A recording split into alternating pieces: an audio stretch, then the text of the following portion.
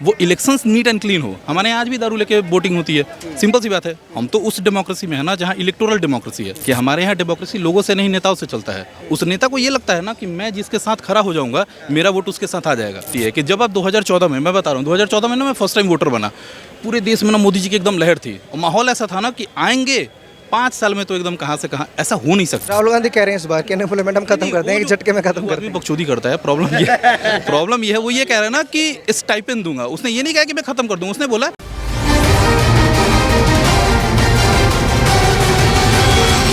दो चीज़ें यहाँ पे चल रही थी बहुत इंपॉर्टेंटली। एक तो काम को लेके चल रहा था, दूसरा अनएम्प्लॉयमेंट को लेके। जहाँ तक काम का सवाल है ना, इसमें कोई डिबेट नहीं है कि पिछले 10 सालों में काम बहुत सही से हुआ है, उसमें कोई डिबेट नहीं है। पर प्रॉब्लम इस देश की क्या है, इस देश की डेमोक्रेसी की क्या है। आप दो चीज़ें देखिए, एक पक्ष है जो एक इंडिया अलायंस वाले लोग हैं, एक पक्ष है इंडिया वाले। आप देखिए इस डेमोक्रेसी को कितना कमज़ोर कर दिया गया कि इंडिया वाले कहते हैं कि मोदी जी के अलावा कोई ऑप्शन ही नहीं है, और केजरीवाल क्या कहता है कि मैं जैसे ही जेल में जाऊँगा डेमोक्रेसी खतरे में आ जाएगी। इस देश की रिस्पॉन्सिबल पार्टीज ना इस देश की डेमोक्रेसी को लेकर बहुत सीरियस नहीं है। ये थ्रेट है, जेन्युइन थ्रेट है। इसमें आपने क्या एनालिसिस किया? एनालिसिस यही है कि अब जो सवाल ये है कि आप अगर इस देश की जो डेमोक्रेसी है, जो 70 सालों में हमने अर्नड डेमोक्रेसी है, ये किसी ने प्लेट में लाके हमको नहीं दिया था। 70 सालों की मेहनत के बाद हमने डेमोक्रेसी खरी की है। और आप इस डेमोक्रेसी का मजाक देखिए कितना बड़ा है कि अगर केजरीवाल अंदर चला गया ना तो बाहर निकल के बोलेगा कि मेरा लीडर अंदर चला गया है तो अब डेमोक्रेसी खतरे में है। मतलब 140 करोड़ लोगों के दम पे डेमोक्रेसी नहीं चल रहा है। एक आदमी बाहर रहेगा तो डेमोक्रेसी ठीक है, अंदर गया डेमोक्रेसी खत्म हो गया। और मतलब ये लोकतंत्र जो है सिर्फ नेताओं के इर्द गिर्द चलता है। इस देश का लोकतंत्र आप देखिए ना कैसे चल रहा है। यहाँ पे कितने लोग हैं जो लोकतंत्र को लेकर बहुत कॉन्स्टिट्यूटिव है। हम इस बात पे लेके है ना कि मोदी क्या कह रहा है, केजरीवाल क्या कह रहा है, आप क्या कह रहे हैं, ये दिखाई ना। आपका डेमोक्रेसी को लेके क्या परसेप्शन है।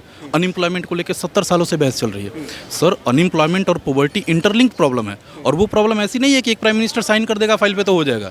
ये एक स्ट्रक्चरल प्रॉब्लम है। अगर ऐसा होना होता ना कि प्राइम मिनिस्टर के साइन से अनएम्प्लॉयमेंट और पॉवर्टी खत्म होनी होती, कब का हो गया होता। अच्छा, आपको लगता क्या क्या क्या पॉइंट ऐसे होने चाहिए जो ये सुधरे? अगर आपको इस देश में अनएम्प्लॉयमेंट और ये पॉवर्टी खत्म करनी है, सिंपल सी लॉजिक है। आप अगर अनएम्प्लॉयमेंट के प्रॉब्लम को सॉल्व कर लेंगे, ऑटोमेटिकली पॉवर्टी खत्म हो जाएगी। उसके लिए 3 चीज़ें। पहला, डेवलपमेंट इंक्लूसिव होना चाहिए। जब आप विकास करते हैं ना, जब आप फंड्स लेके आते हैं, कमर्शियल कैपिटल लेके आते हैं कि हम विकास करेंगे इस देश का, वो इंक्लूसिव डेवलपमेंट होना चाहिए। उसमें डेवलपमेंट का एक हिस्सा ऐसा होना चाहिए जिससे ज़्यादा लोगों को फ़ायदा हो। हमारे यहाँ आज भी डेवलपमेंट इस किस्म से होता है ना कि उस डेवलपमेंट का बड़ा हिस्सा कमर्शियल कैपिटल्स पे चला जाता है, जो कॉर्पोरेट्स है। एक प्रॉब्लम ये है। दूसरी, लोकतंत्र का बताइए ना, जो पॉइंट्स ऐसे बताइए जो लोकतंत्र की परिभाषा लोगों को समझ में आए कि एक्चुअल लोकतंत्र ये होता है।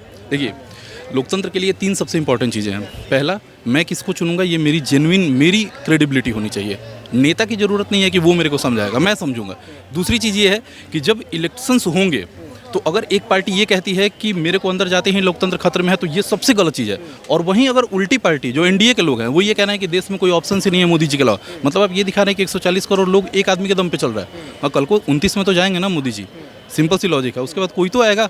तो ये कहना कि एक आदमी के हट जाने से, सर एक देश एक आदमी से नहीं चल रहा है, पूरे देश से चल रहा है। और तीसरी सबसे इंपॉर्टेंट चीज़ है कि आपके यहाँ जो इलेक्टोरल पॉलिटिक्स चलती है, जहाँ इलेक्शन सबसे इंपॉर्टेंट चीज़ है यहाँ की डेमोक्रेसी में, वो इलेक्शंस नीट एंड क्लीन हो। हमारे यहाँ आज भी दारू लेके वोटिंग होती है, सिंपल सी बात है। हम तो उस डेमोक्रेसी में है ना जहाँ इलेक्टोरल डेमोक्रेसी है, कि हम इलेक्शंस देते हैं, उस इलेक्शंस के दम पे डेमोक्रेसी चल रही है।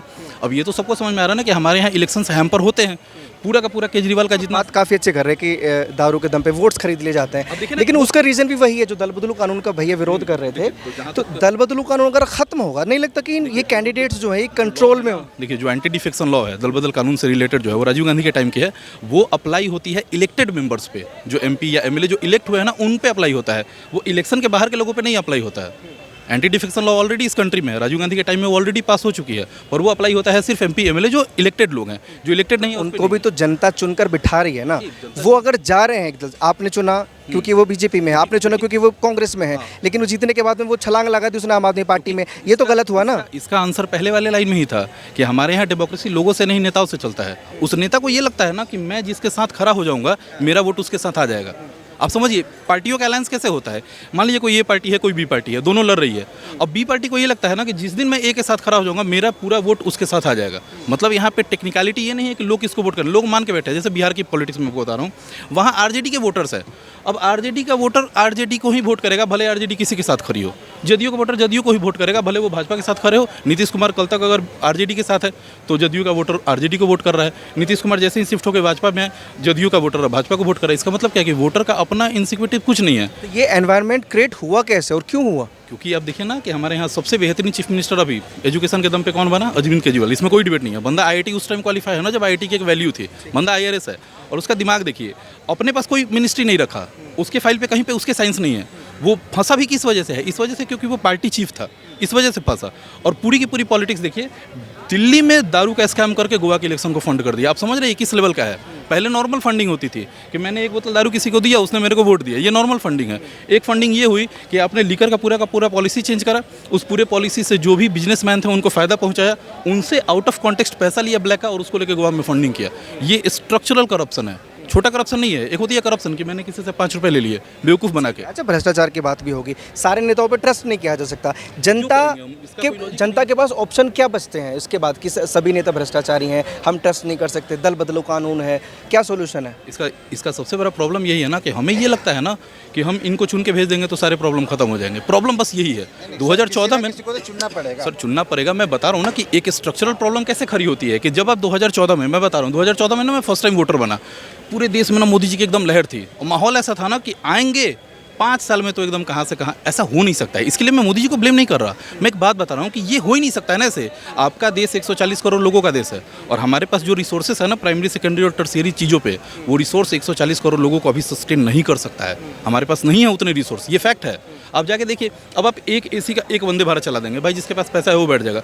जनरल में तो आज भी बैठ रहे हैं ना 10 की जगह पे 20 लोग, उनके पास पैसा नहीं है। तो इसका सिंपल लॉजिक क्या है कि हमारे पास जो रिसोर्स है वो रिसोर्स इतने लोगों को सस्टेन नहीं कर सकता है। अब इसका 2 ही तरीका है, या तो हम पॉपुलेशन को अच्छे से कंट्रोल करें या फिर दूसरा तरीका है कि हम रिसोर्स को डेवलप करें। अब रिसोर्स का डेवलपमेंट प्राइम मिनिस्टर के सिग्नेचर से नहीं होता है। जैसा मैंने कहा कि अनएम्प्लॉयमेंट इस देश में ऐसा नहीं हो सकता है कि प्राइम मिनिस्टर बैठे एक फाइल पे साइन कर देगा तो सबको अनएम्प्लॉयमेंट खत्म हो जाएगी। ये होना होता ना तो नेहरू कर देता। इसमें क्या दिक्कत है? राहुल गांधी कह रहे हैं इस बार कि अनएम्प्लॉयमेंट हम खत्म कर देंगे, एक झटके में खत्म कर देंगे। बकचोदी करता है। प्रॉब्लम ये है, वो ये कह रहा है ना कि स्टाइपेंड दूंगा। उसने ये नहीं कहा कि मैं खत्म कर दूंगा, उसने बोला कि अगर कोई बीए कर गया, बीएससी कर गया, उसने डिप्लोमा वीडियो देखिए सर, ऐसे झटके में क्या बोलते हैं कि झटके में खत्म करेंगे, में वही खत्म हो जाएंगे। इस किस्म के झटके में वही खत्म हो जाएगा। यही प्रॉब्लम है उस आदमी के। वो ये कह रहा है कि स्टाइपेंड दे दूंगा मैं 1 साल तक।